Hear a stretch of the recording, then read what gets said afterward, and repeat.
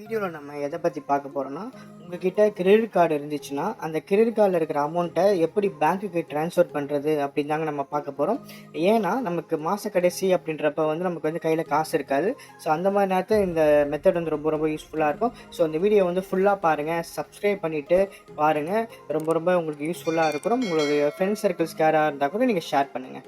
So நம்ம already ஒரு video போட்டிருந்தோம். இந்த மாதிரி ஏஸ் மை டீல் அப்ளிகேஷனை பயன்படுத்தி எப்படி கிரெடிட் கார்டில் இருந்து அமௌண்ட்டை பேங்க்குக்கு ட்ரான்ஸ்ஃபர் பண்ணலாம் அப்படின்னு நம்ம வீடியோ போட்டிருந்தோம். இது ஒன் ஆஃப் த பெஸ்ட் அப்ளிகேஷனுங்க ஏஸ் மை டீல் அப்படின்றது. ஏன்னா இருக்கிறதுலே லோ சார்ஜஸ் மூலமாக நமக்கு மணியை ட்ரான்ஸ்ஃபர் பண்ணி கொடுப்பாங்க.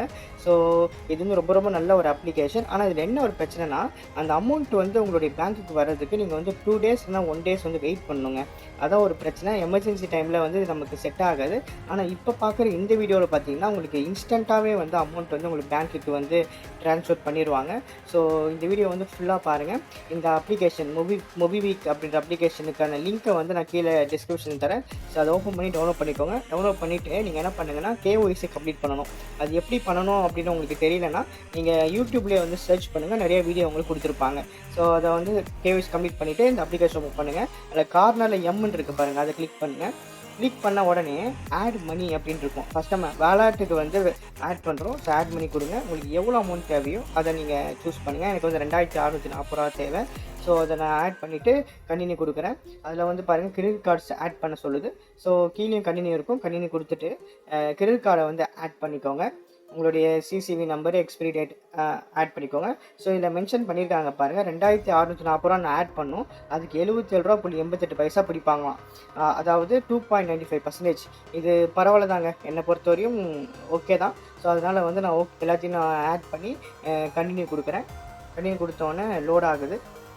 ஸோ வெயிட் பண்ணுங்கள்.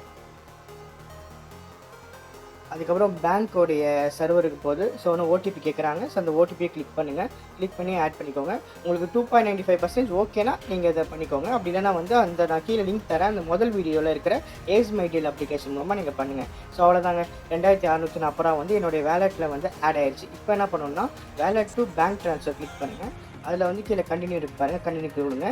இதில் பாருங்கள் பேங்க் அக்கௌண்ட் கேட்குது. ஸோ நான் ஆல்ரெடி ஆட் பண்ணி வச்சுருக்கேன். ஒரு நீங்கள் ஆட் பண்ணேன்னா கீழே UPI ஐடி இல்லைனா பேங்க் அக்கௌண்ட் ஆட் பண்ணிக்கோங்க.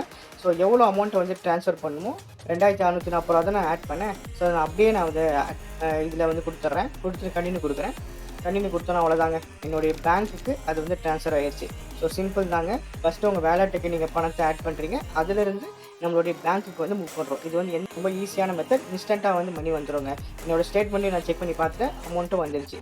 ஸோ இந்த வீடியோ உங்களுக்கு ரொம்ப ரொம்ப பிடிச்சிருக்கும்னு நினைக்கிறேன். ஸோ மறக்காமல் சப்ஸ்கிரைப் பண்ணிவிட்டு நம்மளுடைய சேனல் ஃபாலோ பண்ணுங்கள். இந்த மாதிரி கிரெடிட் கார்டு, லோன்ஸ் சம்மந்தப்பட்ட வீடியோ நிறைய நம்ம போடுவோம். ஸோ மறக்காமல் சப்ஸ்கிரைப் பண்ணி சப்போர்ட் பண்ணுங்கள். தேங்க்யூ.